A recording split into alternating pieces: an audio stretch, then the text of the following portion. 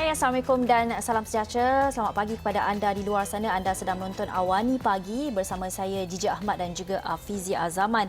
Dan hari ini topik yang kita nak kupaskan adalah merupakan satu topik kesihatan, iaitu kalau kita tahulah Fizi, tahap kesihatan kanak-kanak ini merupakan satu topik yang memang menjadi satu perkara yang sering dibincangkan oleh ibu bapa.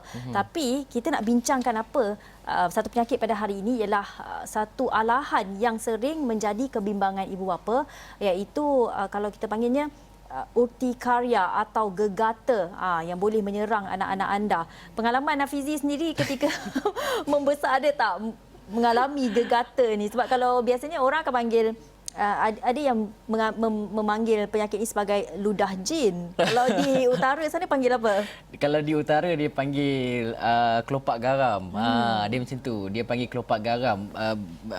Berdasarkan pengalaman saya sendirilah ketika kena gegata ni, sebenarnya bukan sekadar kanak-kanak saja yang mengalaminya, malah orang-orang dewasa juga turut sama mengalami perkara yang sama. Dan saya juga pernah orang kata diserang penyakit ini ketika berumur baru 3 tahun 4 tahun lepas dah kena juga. Jadi ia sedikit banyak memberi kepada satu penekanan apa sebenarnya penyakit ini, bagaimana cara kita tanganinya, dekat ia memberi sebarang kesan lain kepada pesakit yang mengalaminya, terutama sekali kepada kanak-kanak yang kita nak bincangkan hari ini. Jadi Gigi, siapa individu yang pakar untuk terangkan kepada penonton Astro Awani mengenai perkara ini? Ya, kita nak tahu juga apa sebenarnya yang menyebabkan gegata ini dan apa ciri-cirinya. Bersedia di talian Skype adalah pakar pediatrik Jesselton Medical Center dan panel drbudak.com, Dr. Muhammad Iqbal Ian. Selamat pagi. Assalamualaikum Dr. Muhammad Iqbal. Ya, Waalaikumsalam. Terima kasih kerana sudi bersama dengan Awani Pagi hari ini. Kita nak cerita pasal alahan ini, Doktor, mengenai penyakit ini. Mungkin kita mulakan apa sebenarnya yang dimaksudkan dengan penyakit urtikaria atau gegata ni. Apa ciri-ciri dia orang atau kanak-kanak kena penyakit ini? Okey, terima kasih Gigi. Bismillahirrahmanirrahim. Assalamualaikum warahmatullahi dan salam sejahtera. Sempena Maulud Nabi ni, saya ambil kesempatan untuk marilah sama-sama kita perbanyakkan selawat ke atas Nabi. Allahumma salli ala sayyidina Muhammad wa ala sayyidina Muhammad. Kerana sesungguhnya orang yang paling rapat dengan Nabi pada akhir zaman nanti adalah yang paling banyak berselawat ke atasnya. Ya. Terima kasih Astro Awani kerana menjemput saya pada hari ini mewakili rakan-rakan saya daripada doktor.com. Berbalik kepada topik saya tadi berkenaan dengan urtikaria ataupun gegata ni, ya, saya rasa memang ada banyak istilah di kalangan pelbagai suku bangsa di Malaysia ni. Ada yang kata kuli gata, ada yang kata makan garam, tapi kalau kita dapat tunjukkan gambar nanti, saya rasa hampir semua daripada kita ataupun di kalangan ibu bapa mesti akan kata, oh, saya pernah kena, anak-anak saya pernah kena benda-benda begini, ya. Kuli gata ni ataupun gegata ni adalah satu proses allergic reaction ataupun alahan yang mana berlaku di lapisan dermis. Ya, untuk pengetahuan semua, lapisan kulit kita ni ada 3, epidermis, dermis dan subcutaneous. Jadi yang alahan tu berlaku pada tingkat lapisan kedua, dermis. Ya, yang mana ada pencetus dia. Ya. Pencetus itu menyebabkan berlaku alahan dan menyebabkan pengeluaran histamin, dia panggil. Sebab tu tanda-tanda urtikaria adalah pertama, bengkak. Kedua, dia jadi menebal dan merah kerana pembengkakan kapilari darah di kawasan tersebut.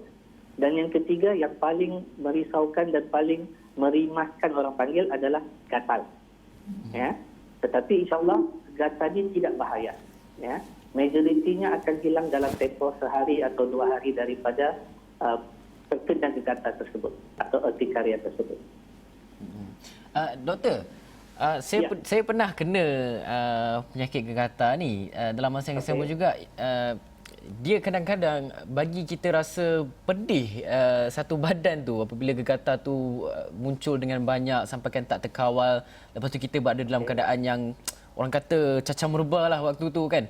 Jadi dia sedikit sebanyak memberi tekanan kepada saya untuk melakukan aktiviti harian yang terganggu, tak dapat nak buat apa pun selain terpaksa menghadapi penyakit ini. Jadi saya difahamkan ada juga beberapa ataupun kes-kes tertentu yang ada sampai sebulan, lebih daripada sebulan, lebih daripada 2 bulan macam tu, ada juga kes macam tu ke? Ya, betul Siti. Ya. Gegatan ni atau urtikaria ni kita boleh bahagikan kepada dua jenis. Pertama, kita kata acute. Acute ni bermaksud berlaku secara tiba-tiba. Dan benda ni boleh berulang. Acute dia sampai kepada 6 minggu paling lama. Selepas 6 minggu kita kata kronik. Ya. Tetapi selalunya di kalangan kanak-kanak lebih kepada acute. Ya, maksudnya dia berlaku menyebabkan kegatalan, dan bagi Hifzi tadi mungkin jadi sakit. Jadi ini sebab bila kita gatal, makin garu makin sedap kan. Ya? Jadi bila kita garu tu, kita gatal, kita stretch kulit kita. Masa tu dia akan jadi sakit. Tetapi faktor awal tu adalah gatal tu sendiri. Ya? Jadi senang cerita urtikaria bahagi kepada dua, acute dan kronik. Tetapi majoriti di kalangan kanak-kanak acute. Dan dia boleh berulang-ulang, tetapi dalam tempoh sehari dua hari dia hilang sendiri. Ya, doktor, kalau kita tengok penyakit ini, apa mungkin punca-punca berlakunya gegata ini? Adakah daripada alahan makanan atau alahan persekitaran? Ya, betul sih. Ya. Urtikaria ni seperti saya kata tadi ada acute dan kronik. Di kalangan acute ni majoritinya disebabkan oleh alahan. Ya. Contoh alahannya adalah makanan seperti kekacang, seperti telur ataupun seafood. Ya. Tetapi of course setiap orang berbeza. Ya.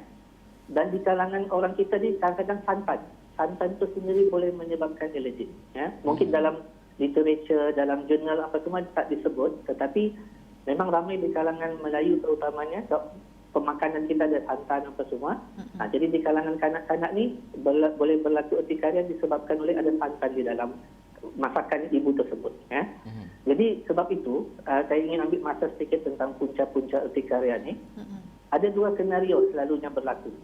Terutamanya di kalangan baby 4 bulan, 6 bulan di mana ibu bapa cuba untuk start solid food kita panggil. Mula untuk memberi makanan yang lebih keras berbanding dengan susu. Secara kasarnya boleh bubur, boleh serelak ataupun puri, buah-buahan atau sayuran. Ya. Of course kita tak akan tahu apa yang alergik, apa yang tidak. Sebab tu saya menasihatkan di kalangan ibu bapa, terutamanya yang baru anak pertama, kedua ni, satu, kalau kita sendiri ada sejarah alergik kepada sesuatu makanan, kalau boleh cuba elakkan dulu. Kedua, kalau yang macam contohnya kita nak start tu, kalau boleh sehari dua hari tu dengan benda yang sama dulu. Jangan terlalu semangat nak bagi makan anak sampai ada ayam, ada ikan, ada bilis, ada telur, semua tu. Bila keluar gegas nanti kita pun confused. Kita pun tak tahu yang mana satu punca dia. Kedua, kalau bila peringkat dewasa kita pergi keluar makan. Tapi sekarang PKPB tak boleh keluar makan lah ya. Di Semenanjung saya dengar masih boleh. Tapi di Sabah ni totally tak boleh duduk makan di restoran. Ya. Jadi katalah kita makan di restoran beramai-ramai dengan anak semua, bila kita balik tiba-tiba muncul gegata, biasa kita tanya kepada kedai makan tersebut selepas kita pergi klinik atau semua, untuk kita cuba cari apa punca tu. Ya. Selain daripada punca makanan, alahan kepada makanan, yang selalu berlaku juga terutama di utara Semenanjung adalah kita panggil gigitan serangga macam tumbuhan tanah. Ya. Semasa saya bekerja di SUSM Kelantan dulu, banyak sangat kes terkena tumbuhan tanah sehingga menimbulkan gegata yang bahaya, anaphylactic reaction. Jangan kita cerita kemudian. Selain daripada makanan, gigitan serangga, ubat-ubatan pun boleh. Ya. Contohnya sesetengah antibiotik. Ya. Dan yang keempat, jangkitan. Kelima, sentuhan. Contohnya sekarang ni kita cuba untuk mengelakkan COVID, kita pakai mask, kadang-kadang gegata di area muka ni. Kadang-kadang kita pakai glove, terutama yang dari bentuk latex tu, daripada getah. So kadang-kadang kita gatal, timbul gegata di tangan. Itu maksudnya kita alergik kepada bahan-bahan tersebut. Dan bahagian kronik pula, 80% puncanya tidak diketahui. Tetapi Alhamdulillah di kalangan kanak-kanak jarang. Tetapi bagi orang dewasa, kalau kronik lebih 6 minggu, kadang-kadang mungkin faktor hormon, mungkin faktor penyakit seperti thyroid atau autoimun. Tapi di kalangan kanak-kanak selalunya berulang dan kebanyakannya faktor makanan.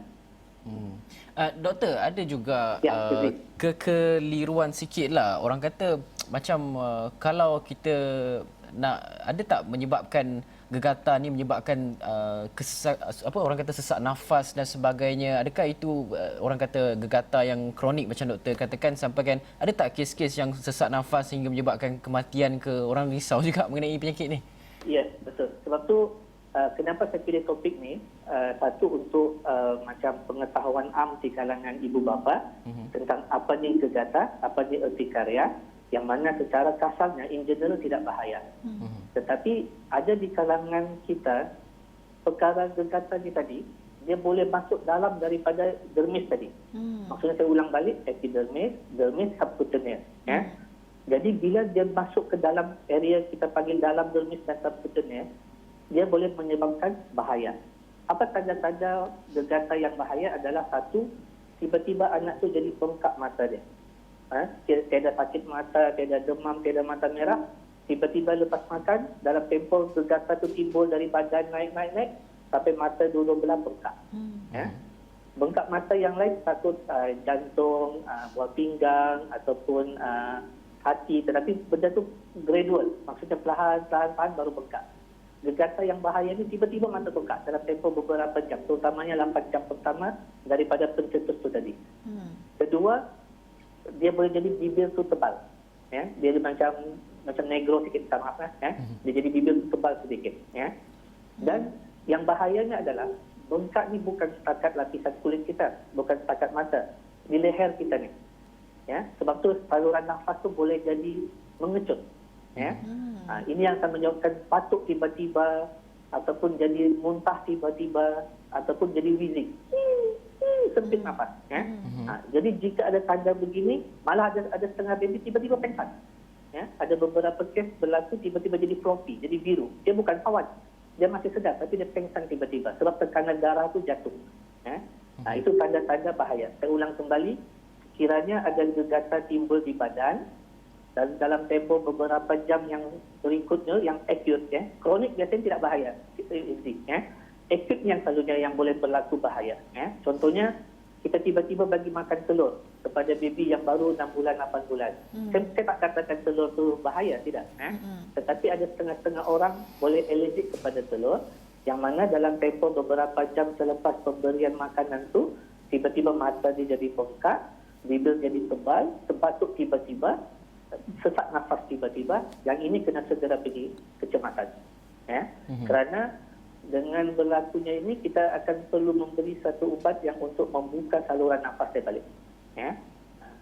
Dan ubat ini dipanggil adrenalin. Ya? Adrenalin ini memang kena apa kita kata, pemberian melalui doktor lah, tidak boleh beli over the counter apa semua, tak boleh. Ya? Jadi bagi golongan yang macam ni, tapi sebenarnya Hizri, alhamdulillah di kalangan orang Asia, selalunya gegatan ni cuma di luaran saja. Dia merimaskan saja, gatal jarang sangat berlaku. Tetapi macam kes yang gigitan tebuan atau orang yang very sensitif makanan, yang ini selalunya kita galakkan sama ada medical card yang mengatakan dia allergic kepada sesuatu, ataupun ada gelak hat. Sebab kita tak tahu kejadian ini boleh berlaku tiba-tiba. Ya? Sebab itu di kalangan Caucasian, di kalangan orang Eropah atau orang Australia, kadang-kadang bagi orang yang allergic ni, diorang ada standby pen, adrenaline pen dia panggil. Tapi disebabkan di Malaysia ni jarang berlaku, jadi bila ada kes begini, doktor kena memohon daripada bahagian farmasi Kementerian Kesihatan untuk mengimport ubat ni. Dan untuk pengetahuan, ubat ni agak mahal lah, dalam 5,000 harga dia satu pen tu. Tetapi menyelamatkan nyawa. Jadi jarang sangat berlaku. Ya. Tetapi yang penting adalah ibu bapa tu kena tahu tanda-tanda bahaya. Mata bengkak, bibir bengkak atau batuk sesak nafas tiba-tiba. Ya, jadi. Ya, baik, kita akan bercakap banyak lagi mengenai rawatan sekiranya anak-anak anda mendapat penyakit gegata ni, alahan gegata ini, tapi kita perlu berhenti berehat seketika. Kita akan kembali bersama Dr. Iqbal selepas ini.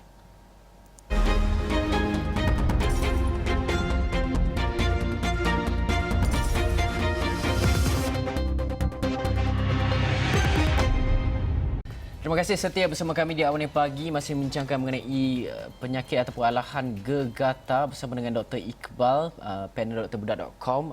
Doktor, kita nak terus saja kepada rawatan pula. Tadi kita bincang apa itu gegata, kroniknya, ada peringkat-peringkatnya, lapisan-lapisan kulit dan sebagainya. Sekarang kita nak tahu rawatannya pula bagaimana, doktor? Okey. Sebelum kita pergi kepada rawatan, dalam perubatan kita mengambil sejarah pesakit, menjalankan pemeriksaan fizikal, dan kebiasaannya ada siasatan, ya, sama ada ambil darah, X-ray atau sebagainya. Tetapi dalam kes gegata ni jarang sangat kita perlu melakukan penyiasatan, ya. Tetapi bagi yang kronik, yang jarang berlaku di kalangan kanak-kanak, ataupun bagi mereka yang pernah mengalami anaphylaxis reaction atau allergic reaction yang teruk macam kita bincangkan tadi, yang ini kemungkinan besar doktor atau pakar kulit ataupun pakar imunologi akan melakukan penyiasatan sama ada skin prick test dia panggil untuk mengesan apa yang kanak-kanak tu alahan kepada sesuatu, ataupun pengambilan darah, ya. Tapi ini jarang sangat, majoriti orang tak perlu penyiasatan begini. Okey. Berbalik kepada rawatan, ya. Rawatan kita boleh bahagikan kepada rawatan perubatan ataupun rawatan non perubatan. Sebab tu penting untuk rawatan non perubatan adalah untuk kita cuba cari apa pencetus allergic reaction tadi. Contohnya kita ada start bagi makanan yang baru introduce susu baru, step baru, ataupun ibu ada makan sesuatu yang baru, beli baju baru, sabun baru kadang-kadang, jadi kadang-kadang benda-benda kecil-kecil begitu boleh menyebabkan allergic. So maksudnya dengan kita cuba kesan, kita cuba cari apa pencetus, kita cuba elakkan. Ya. So bila kita cuba elakkan, insya-Allah tak kenalah pada masa akan datang. Ya. Itu satu. Kedua, yang dari segi rawatan bukan perubatan adalah kadang-kadang kita mandikan ataupun kita lap badan tu dengan kain yang agak sejuk sedikit untuk melegakan kegatalan tadi. Ya. Okey, dari segi rawatan perubatan, secara kasarnya doktor akan memberi rawatan ubat yang dipanggil antihistamin. Ya. Sebab maksudnya kita rawat ni adalah kita cuba cari punca. Bila kita cuba tahu punca, kita rawat punca tersebut. Macam saya kata tadi, urtikaria berlaku atau gegata berlaku kerana berlaku alahan yang menyebabkan histamin release, penghasilan histamin. Jadi kita cuba turunkan kadar histamin tadi. Ya. Sebab tu kita beri ubat yang dipanggil antihistamin atau kebanyakannya kita kata ubat selesema lah. Ya. Tetapi suka saya tegaskan, di kalangan kanak-kanak kita kena hati-hati tentang pemberian ubat antihistamin kerana ubat-ubat antihistamin seperti yang first generation kita panggil macam Piriton, macam Phenergan boleh menyebabkan seorang baby tu terutama 2 tahun ke bawah boleh mengantuk, ya. Sebab baby ni dia tak pandai cakap, so kita tengok aktiviti dia. Jadi bila dia tidur saja kita pun kena bimbang sedikit, ya. Sebab tu bila seorang doktor memberikan ubat kepada para ibu bapa sekalian, kena tanya, satu, perlu ke tak perlu ubat tu? Kedua, adakah ubat ni boleh menyebabkan baby atau kanak-kanak bawah 2 tahun ni tertidur atau tidak? Sebab tu selalunya, kalau kita perlu pemberian ubat antihistamin, kita bagi ubat yang second generation, yang tidak pergi kepada otak, yang tidak menyebabkan mengantuk. Contohnya macam Zyrtec, macam Aries. Ya. Ini ubat-ubat yang doktor akan bagilah. Ubat yang lain adalah kadang-kadang setengah doktor memerlukan pemberian ubat dipanggil steroid. Yang ini kena perlu pemberian secara hati-hati. Dan ketiga, kalau yang teruk macam kita kata anaphylactic reaction tadi, kita boleh kena bagi ubat adrenalin dia panggil. Ya. Okey. Dalam kes urtikaria disebabkan oleh punca tu daripada lapisan kedua, dermis. Maksudnya lapisan yang lebih dalam daripada kita punya lapisan kulit. Sebab tu rata-ratanya pemberian krim kurang berkesan. Walaupun contoh krim macam calamine lotion yang sentiasa orang sentiasa available apa semua boleh membantu mengurangan, tapi disebabkan punca tu di lapisan kedua, sebab tu bila kita apply calamine mungkin kurang gatal, tetapi dia tak mengurangkan urtikaria tu. Tapi macam saya kata tadi, saya tegaskan tadi, dalam acute urtikaria selalunya akan hilang sendiri. Maksudnya ada pencetus, keluar histamin, sehari 2 hari benda itu berlaku, timbul, gatal apa semua, tiada tanda-tanda bahaya, tak bagi ubat pun tak apa, biasanya akan hilang sendiri. Ya. Tapi kalau perlu pemberian ubat, kena bagi ubat antihistamin dan sebaiknya bagi ubat antihistamin terutama di kalangan kanak-kanak bawah 2 tahun adalah pemberian ubat yang tidak memberi baby itu kesannya mengantuk. Ya. Dan bagi orang yang memang kronik, kadang-kadang antihistamin kita kena bagi dos yang lebih tinggi berbanding dengan orang yang biasa. Nah, ini kena jumpa doktor lah. Ya, tu. Ya, doktor. Ya. Perlu tak semua serangan gegata yang melanda kanak-kanak ini dirujuk kepada doktor? Maksudnya kita tahu serangan gegata ni boleh menyerang dalam masa 24 hingga 48 jam. Boleh tak ia dirawat di rumah dahulu? Kalau boleh, bagaimana doktor? Dan sebab kalau kanak-kanak ni kalau dia start gegata tu mungkin dah start garu-garu, Betul. kan? Bagaimana sebenarnya kalau boleh dirawat di rumah, doktor? Okey. Saya faham sekarang ni dalam keadaan COVID yang agak melanda agak tinggi ya kita katakan. Tapi insyaAllah dalam seminggu dua nanti akan mula menurun. Ya. Ramai orang bimbang untuk pergi ke klinik. Ya. Bimbang untuk ke hospital. Ya. Jadi maksudnya kalau berlaku gegata di rumah, satu, cuba cari pencetus dia. Kedua, cuba lap badan ataupun kita kata dengan bagi mandian air yang agak sejuk, ya. Sebab tadi itu berlaku histamin release menyebabkan pembengkakan saluran darah, itu yang merah tu, yang timbul tu, ya. Jadi bila kita ni dia akan ni, ya. Dan ubat-ubat yang macam pemberian ubat ni kena melalui doktor lah secara kasarnya. Jadi yang kita boleh perhati di rumah adalah perhati ada tanda bahaya atau tidak. Kedua, kita cuba lap badan dia. Ketiga, kita cuba elakkan pencetus. Keempat, kita cuba distract baby tu. Maksudnya budak tu. Maksudnya daripada asid facial benda gatal, kita bagi bain ke, kita bagi sesuatu yang untuk distract supaya dia lupa benda tu. Dan kita perhati. Jadi, kalau ada tanda-tanda bahaya, yang ini kena segera pergi hospital.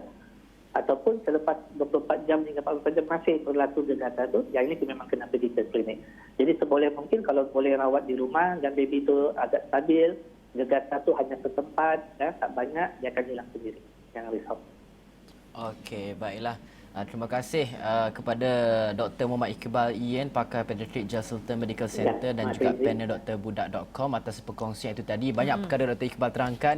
Kami dan juga penonton Astro ini sedikit banyak mendapat tahu banyak perkara mengenai gata yang selama ini kadang-kadang ada kekeliruan tertentu yang kita hadapi dalam penyakit ini. Ada yang cakap ludah jin lah dan sebagainya. Okey, baiklah, apa pun yang kita harapkan yang terbaik kepada ibu bapa kerana lebih memahami kepada penjagaan anak-anak, menguruskan mereka dan sebagainya.